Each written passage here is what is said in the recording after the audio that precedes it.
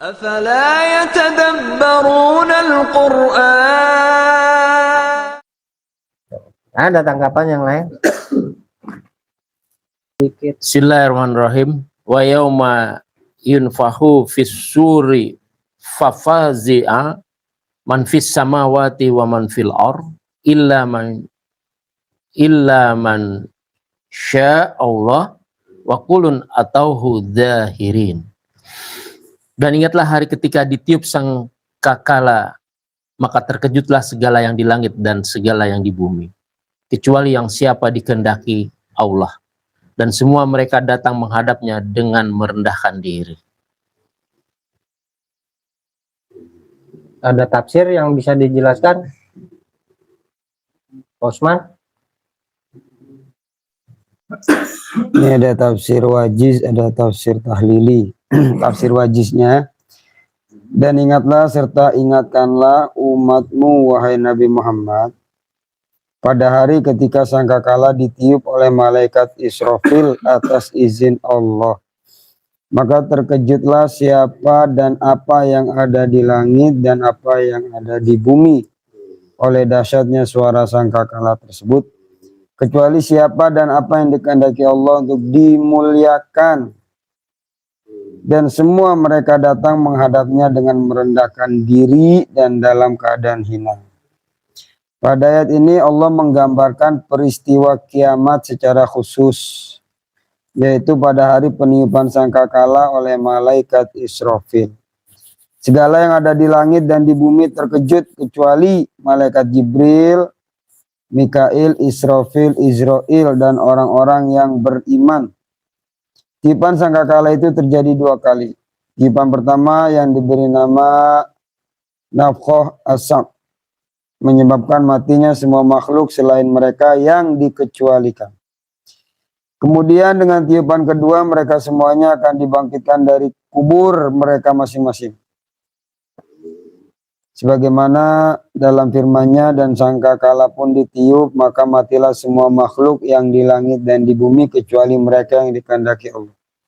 Kemudian ditiup sekali lagi sangkakala itu, maka seketika itu mereka bangun dari kuburnya menunggu keputusan Allah.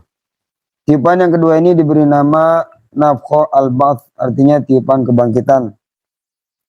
Seperti dalam firman-Nya surat Yasin ayat 51, lalu ditiuplah sangkakala, maka seketika itu mereka keluar dari kuburnya dalam keadaan hidup menuju kepada Tuhannya. Peristiwa ini disebutkan pula dalam firman Allah, yaitu pada hari ketika mereka keluar dari kubur dengan cepat seakan-akan mereka pergi dengan segera kepada berhala-berhala sewaktu di dunia. Pandangan mereka tertunduk ke bawah diliputi kehinaan. Itulah hari yang diancamkan kepada mereka. Ayat ini Allah bermaksud untuk membantu kita lebih tegar lagi dan lebih jinak lagi. Lebih jinak kepada siapa? Kepada Allah, kepada Gusti Allah. Memang kejadiannya begitu mengejutkan, begitu menyesakkan. Wa yauma nafah wa nafahtu, mana? Wa yauma yunfahu, pada hari itu keadaan kondisi kita bernapas sangat sulit lah, katakan. Walaupun bernapas secara ini biasa, tapi apa namanya, secara esensi kita kesulitan bernapas lah. Ibarat lagi pas mentok minggu-minggu terakhir cicilan harus bayar, itu kan sesek napas banget. Nah kayak gitu gambarannya. Begitu udah dibayarkan, ntar ada nawarin, ntar gue mikir ini dulu, narik nafas dulu kan gitu. Ada persoalannya ditawarin, nyicil lagi mau, ntar dulu gue narik nafas dulu gitu. Yunfahu fi sur, sur itu suara dibentuk dan dijinakan dengan sod, suara dengan sod. Kemarin sur dengan sin apa? suara juga sur. Karena udah dibahas. Ya, teritorial, agar yang mengelilingi. Dengan shod ini dibentuk dan dijinakan. Faji'ah itu adalah menyesakan atau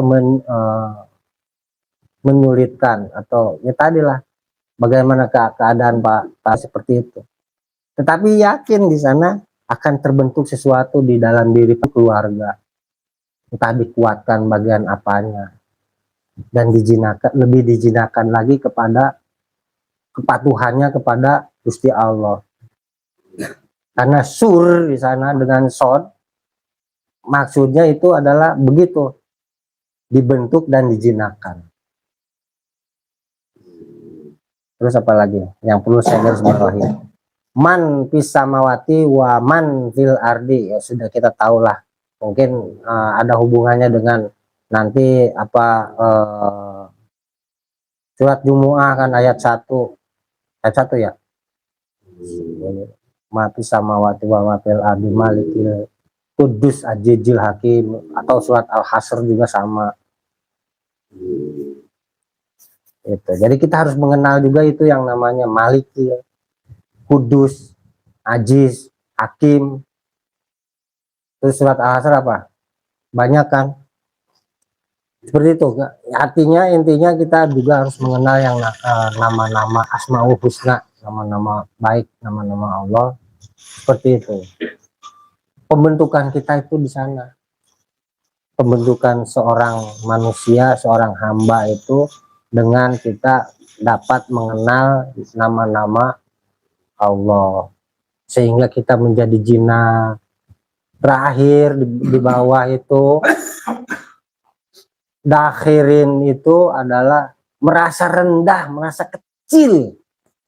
Sudah tidak berarti sama sekali diri kita itu.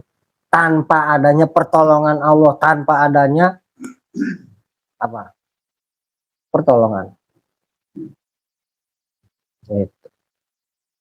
Jadi bergantunglah tetap kepada Allah. Jawabannya ada di 91. Coba bacain.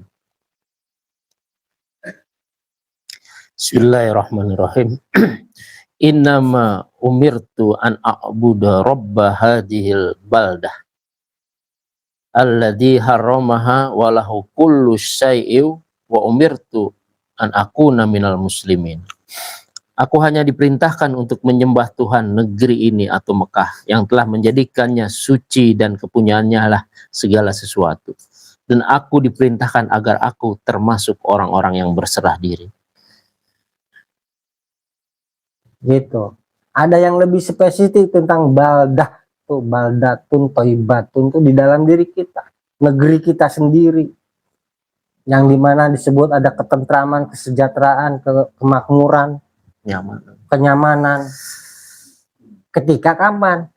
Ketika melaksanakan atau memperintah-perintah, beribadahnya melalui kita beribadah, mengabdi, kemudian melaksanakan perintah-perintah Allah. Ya, saya nggak akan ngomong tinggal di dunia, nggak akan begitu. Itu jawabannya sesuai dengan ayat itu, surat itu juga sendiri dijawab di situ. Stepnya seperti itu.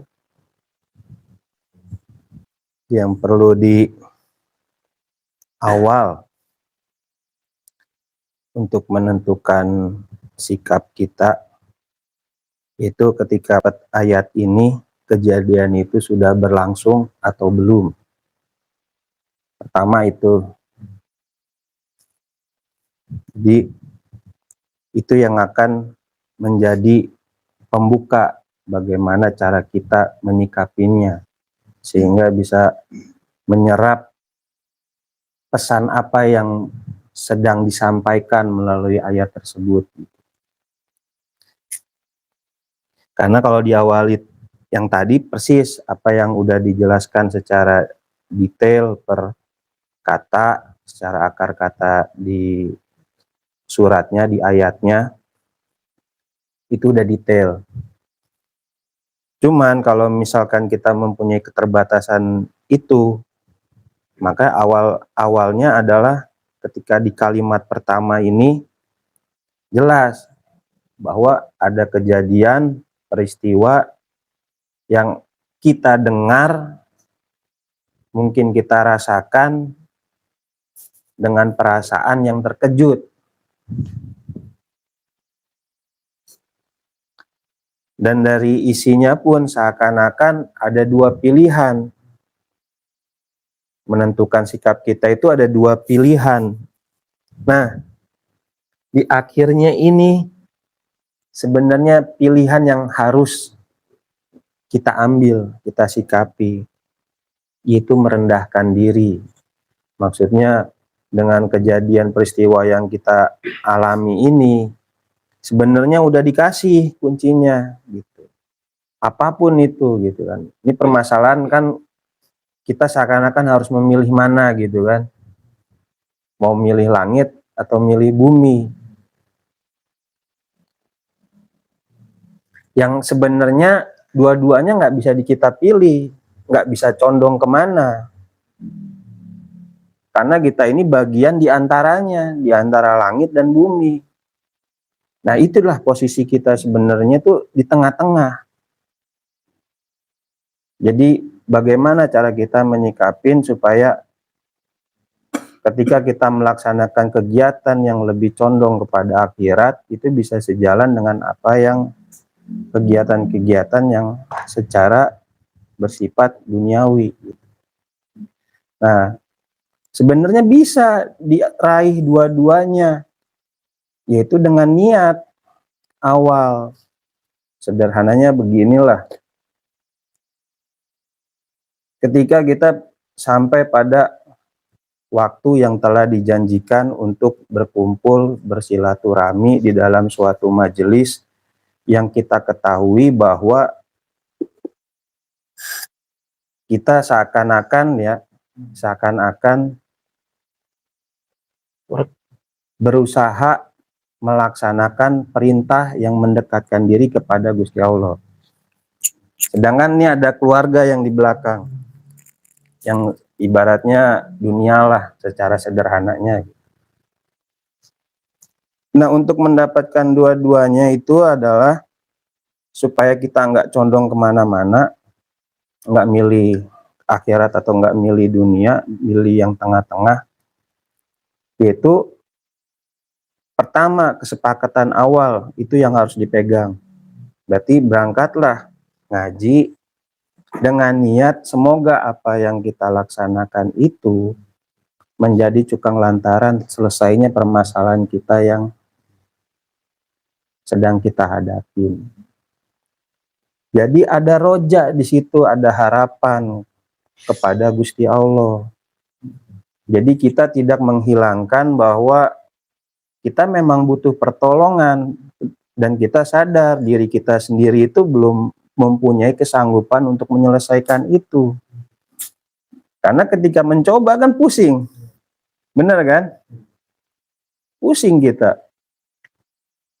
Kalau akhirnya lebih berusaha menyelesaikan permasalahan itu sendiri, ada yang terbengkalai. Tapi kalau kita terlalu mengedepankan, wah enggak, gua ada perjanjian ini, gua harus berangkat ngaji gitu, saya harus berangkat ngaji, fokusnya di situ, akhirnya condongnya, udah keluarga gue tinggalin. Nah itu salah gitu. Berarti ada keberpihakan di situ. Makanya berangkatlah dengan niat yang baik.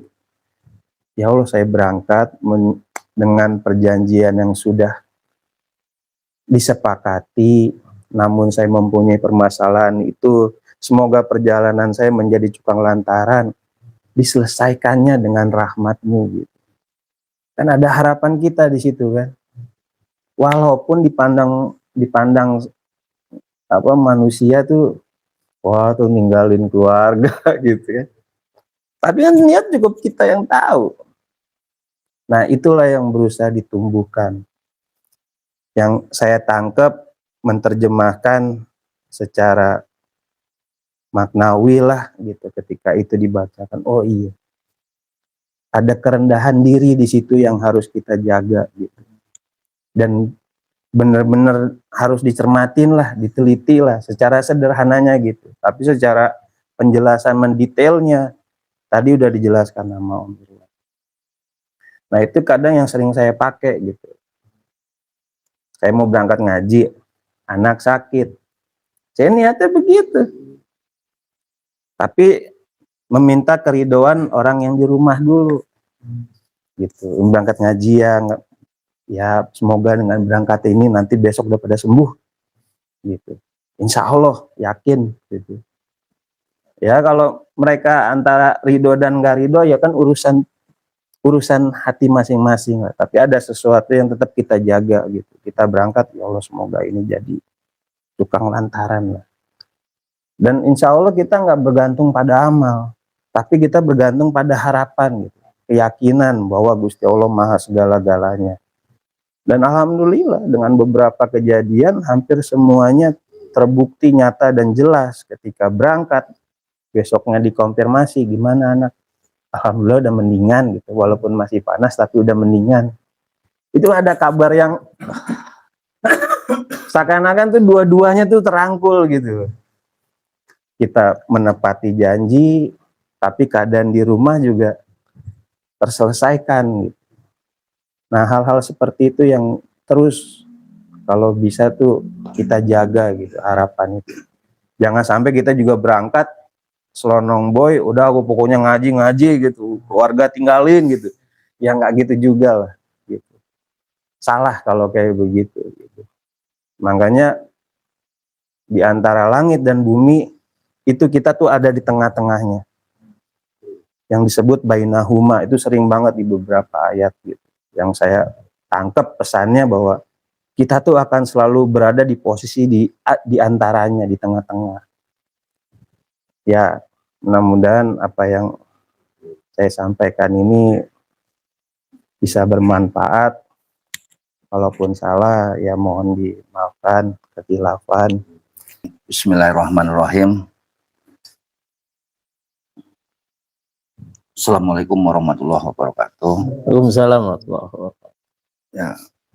Ya alhamdulillah berkat nikmat Gusti Allah kita semua bisa berkumpul pada malam hari ini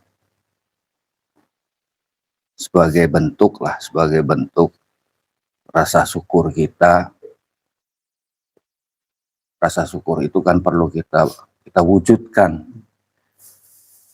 Kita diberikan sehat, diberikan kemudahan-kemudahan, itu kita pakai, kita kembalikan kepada Gusti Allah dengan cara yang baik.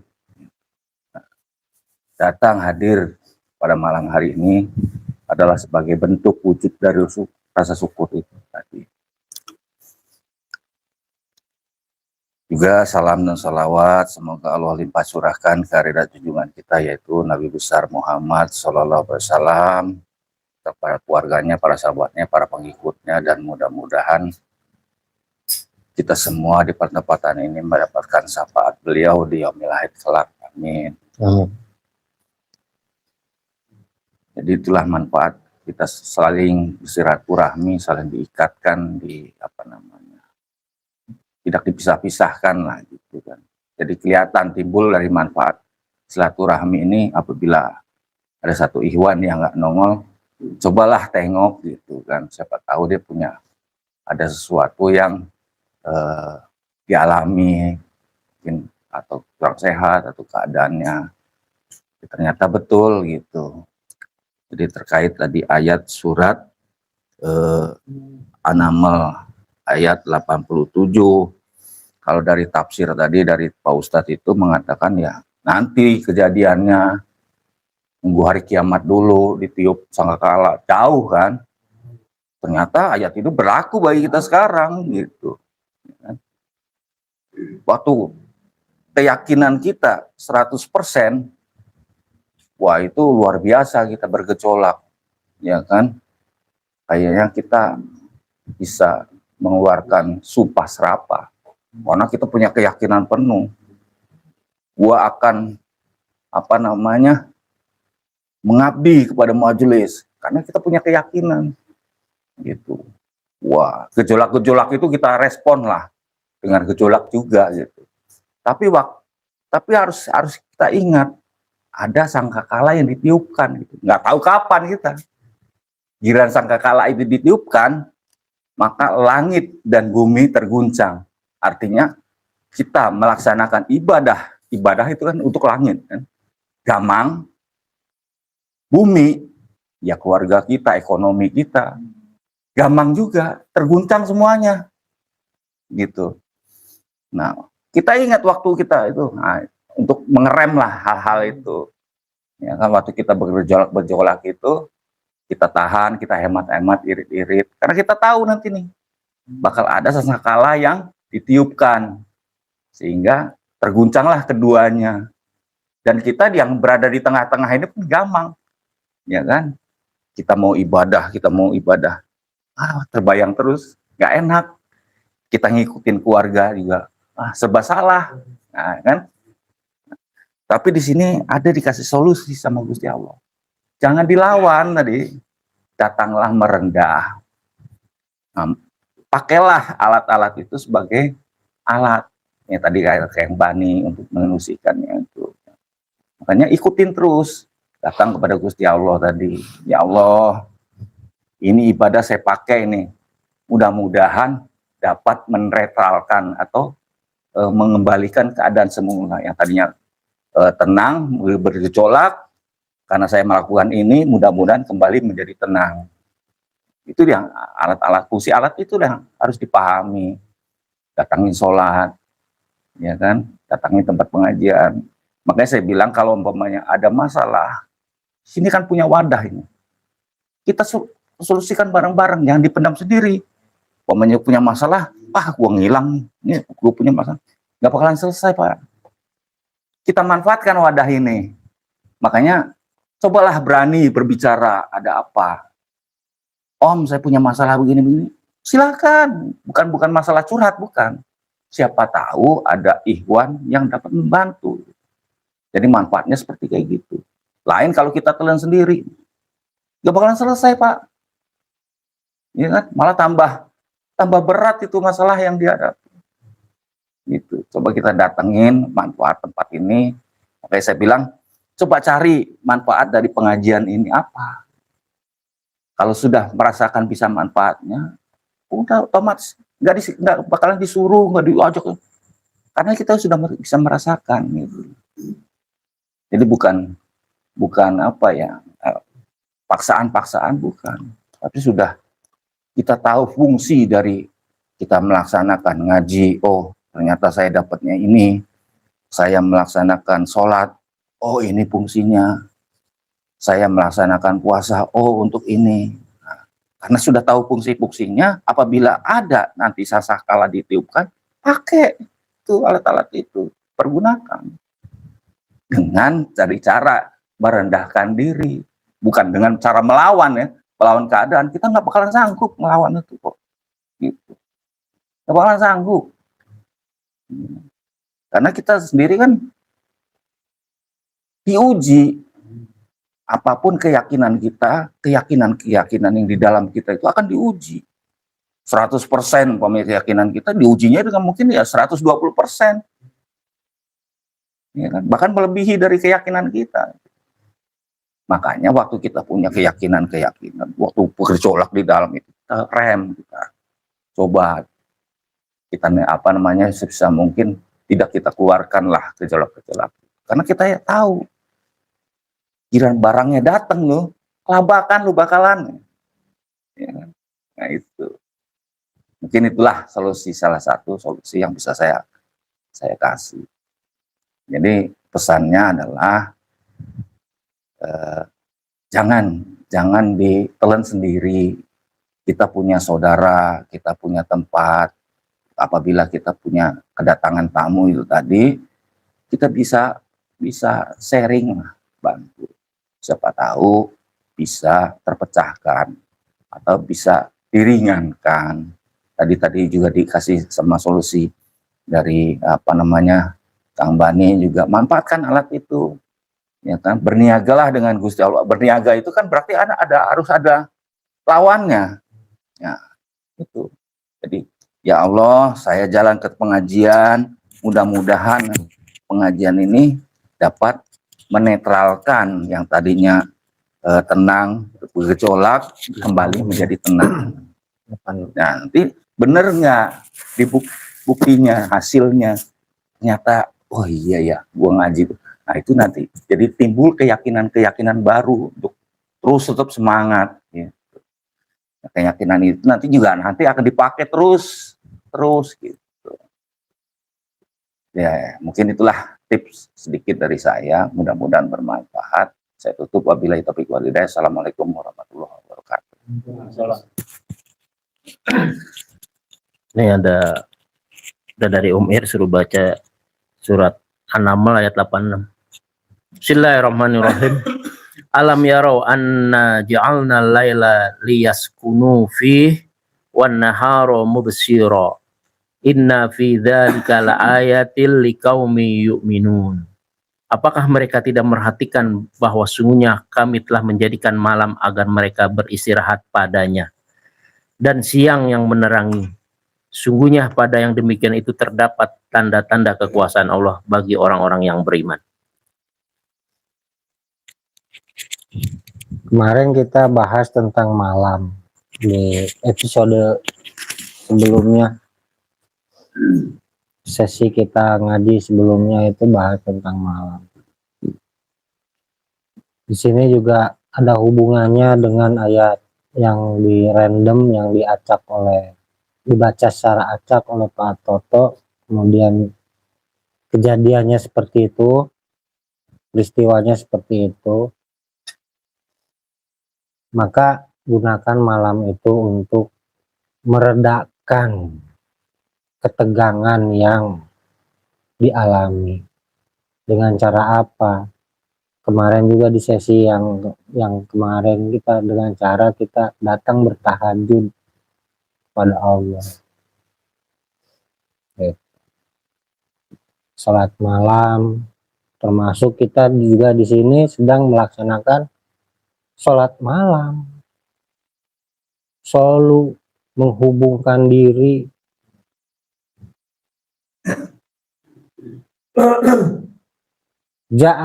ja'alna laila liyaskunu itu sakinah itu meredakan ketegangan atau ketenangan, mendapatkan ketenangannya fihi di dalamnya, wanaharo mubsiron, lintas dari peristiwa yang lintasannya terlihat. Dirasakan nggak? Lintasannya, alirannya itu nampak jelas oleh Pak Toto, dirasakan juga ketegangan yang ada itu. Wanaharo, segala perkara yang ada di siang itu kelihatan jelas kan, lintasannya kelihatan, peristiwanya nyata. Nah, Allah menyediakan malam untuk meredakan ketegangan itu dengan cara kita wasjud lahu wasabihu lailan tawila. Episode kemarin, sesi kemarin, dengan datang kepadanya dengan bersujud dan terus mensucikan, bertasbih. Tasbih dari episode yang dulu pernah kita ceritakan bahwa tidak layak kita secara tekad ucap lampah itu memperlakukan Allah dengan hal-hal yang hubungan yang remeh, yang perkara yang buruk. Waalaikumsalam. Nah, apa itu? Pintu. Ya, gitu. Sampai mana tadi terobsesi tadi barusan? Tasbih. Jadi gitu. Jadi kita bertasbih terus. Dan ini persoalan ini adalah sebetulnya sebagai ujian, karena di mana nanti letaknya dikuatkan, dibentuk dan dijinakan, dan lebih jinak lagi. Suwaro itu sod, wau, ro itu potensinya atau kadar di dalamnya itu dibentuk dan dijinakan. Sekarang ya meraba diri aja Pak, selama ini saya belum terbentuk itu mah proses diri lah, silahkan gitu.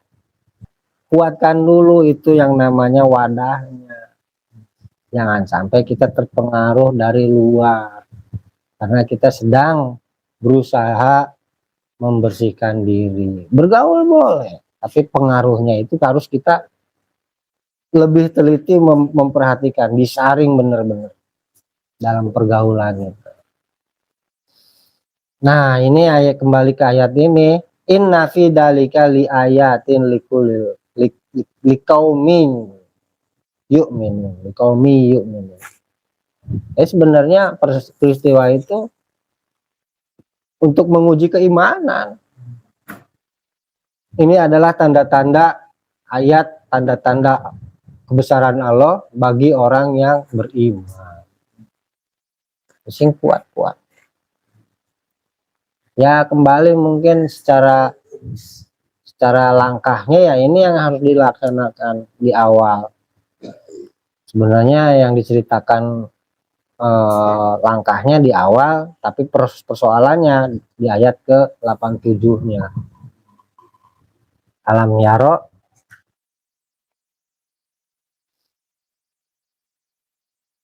kemarin kita bahas tentang malam itu.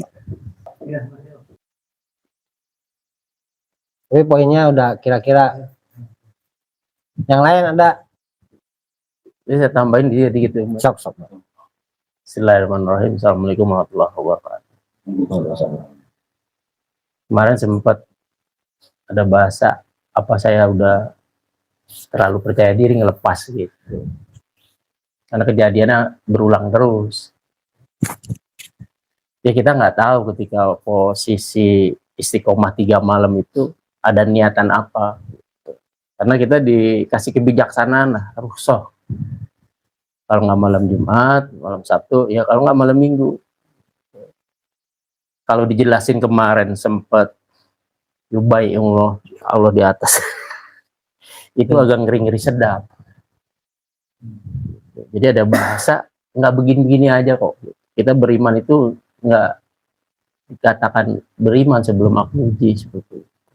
Karena Om Ir mengatakan akan dibentuk, akan segala biar jinak itu nggak seperti semau gua gitu. Nah ketika 3 malam mungkin 2 bulan 3 bulan itu kan ada sesuatu yang tadi saya bilang di rumah tadi, ada munafiknya, emang nggak bisa terhindar kita, ada ragunya, sementara itu harus kita minimalisir, udah yakin seperti itu. Nah ketika ada sedikit-sedikit kita nyampur itu antara iman munafik sama ragu.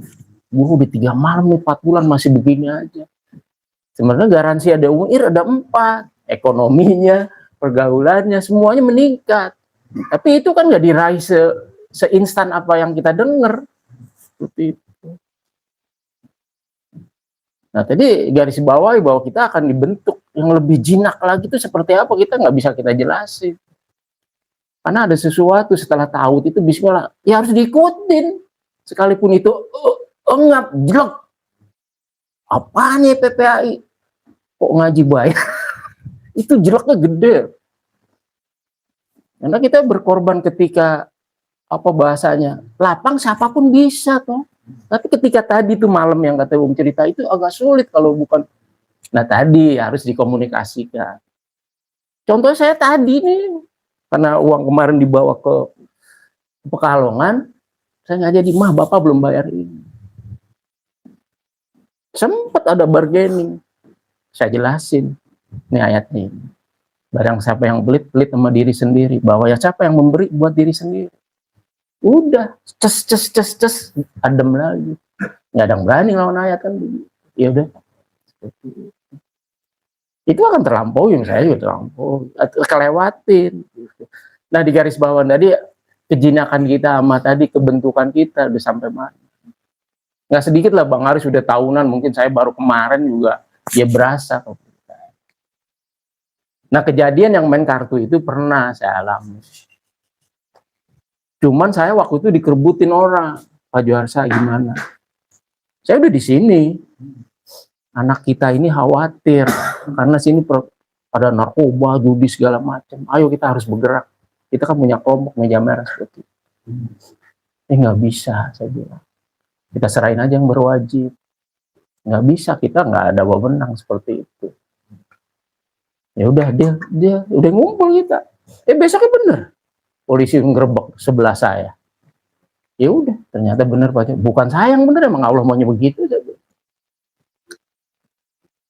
Nah, ketika berjinak-jinak tadi, ya butuh tadi takwa, proses tadi. Jangan proses itu besok ada tambahan ragu, tambahan munafik. Emang itu sulit kita ngosongin. Tapi ketika laporan ataupun silaturahim, itu akan berkurang sekalipun persentasenya masih ada, tapi minimal berkurang.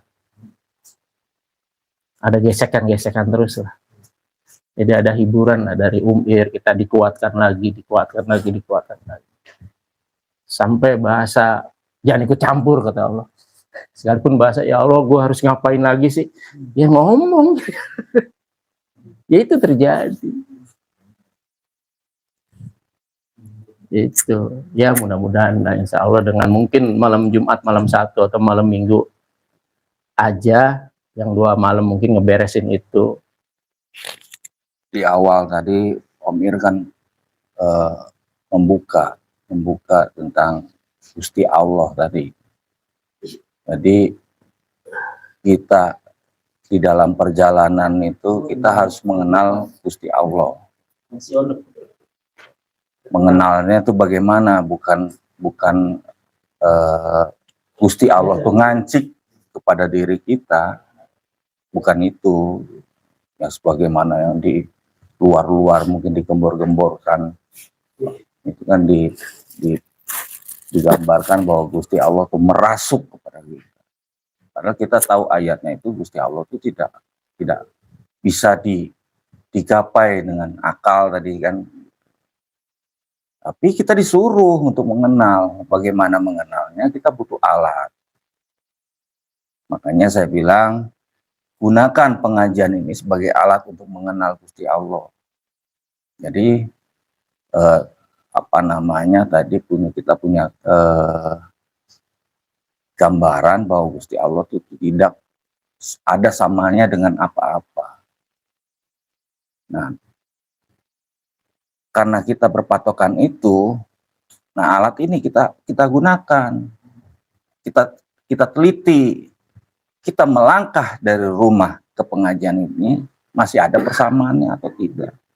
Kalau masih ada persamaannya, berarti kita belum ketemu dengan Gusti Allah ini.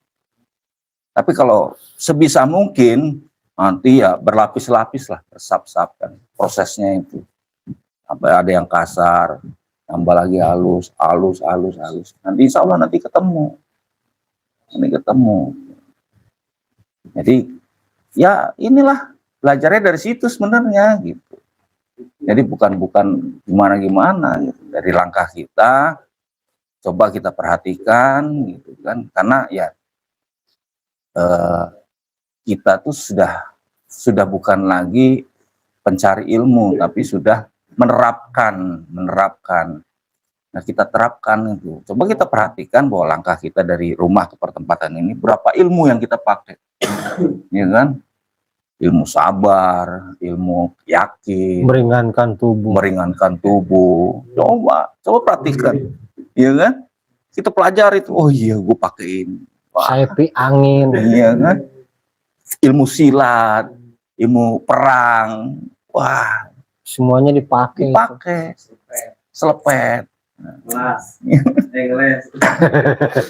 sampai kita tidak punya keinginan apa-apa. Ingin ini, ingin begitu, gini. Karena pendekatan kepada Gusti Allah itu tidak bisa dengan ingin-ingin. Karena ingin itu nafsu. Ya kan? Nah, kenapa Gusti Allah tidak bisa didekati dengan nafsu? Karena keinginan itu. Kalau berdasarkan keinginan, berarti kita ikut mengatur Gusti Allah. Padahal kita yang diatur sebenarnya sama Gusti Allah. Tapi karena kita punya keinginan sama juga kita mengatur Gusti Allah. Nggak bisa. Makanya singkirkan keinginan. Saya datang ngaji ingin ini, ingin itu. Kalau bisa ya pelan-pelan lah disingkirkan sampai tidak ada apa-apa dengan apa-apa. Nah, itulah cara mengenalnya begitu. Bukan praktik Gusti Allah itu ngancik kepada diri kita, enggak. Karena digambarkan Nabi Musa sendiri apa dia mau ini digambarkan bahwa gunung aja atau Gusti hancur lebur, apalagi kita gunung yang gede, kita mah nggak ada apa-apanya. So ya, itu aja sudah hancur lebur bertemu dengan Gusti Allah, apalagi kita. Jadi waktu apa namanya digambarkan juga waktu Isra Mi'raj itu seorang malaikat, gimana ya, malaikat menghadap Gusti Allah, saya di sini aja, udah nggak sanggup, silakan.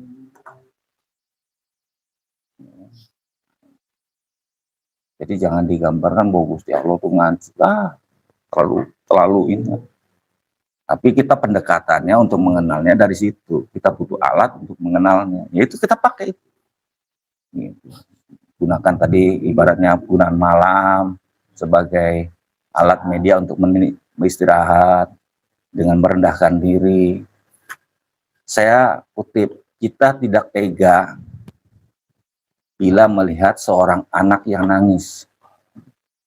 Di situ. Itu kita pakai. Gusti Allah juga begitu, nggak akan tega kalau kita nangis itu. Makanya bernangis-nangislah di malam itu. Ya kan? Begitu juga kali sekarang suruh nangis.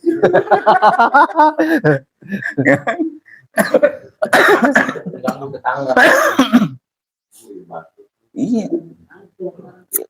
Ya kayak kita gambaran bayi nangis itu akan berebut ke orang nolongin gitu. Iya kan? Iya. Kenapa tuh anak nangis? Wah. Iya. Harus ada barang. Nangis. Subuh jangan pulang dulu. Ini lagi yang lagi dicari nih. Yang dicari. Ya bisa aja saya pura-pura nangis kan bisa aja saya gitu. Cuma kan nggak begitu juga gitu. Juga kali-kali pura-pura juga lama-lama nggak serius. Ya. Astagfirullah. Yang penting kan kita terobati kan. Malah kadang-kadang ada yang ledek, nangis tuh jelek katanya. Iya benar, pales nangisnya pales, ngeles mulai. Lu nggak usah nangis deh, katanya apa? Iler lu nempel di sini kan? Oh gue sempet tuh, gue nggak berasa amat. Sampai baju gue, nanti gue lagi nikmatin. Ya tapi dia nangis air mata, air iler. Baru nangis dulu. kalau udah ada yang apa namanya silaturahmi, ada yang nangis dia ngindar nih. Jangan sampai dia gini-gini. Udah seiler-iler ya. Disuruh ya? Iya. Disuruh ngindar. Mami ada ayat. Enggak.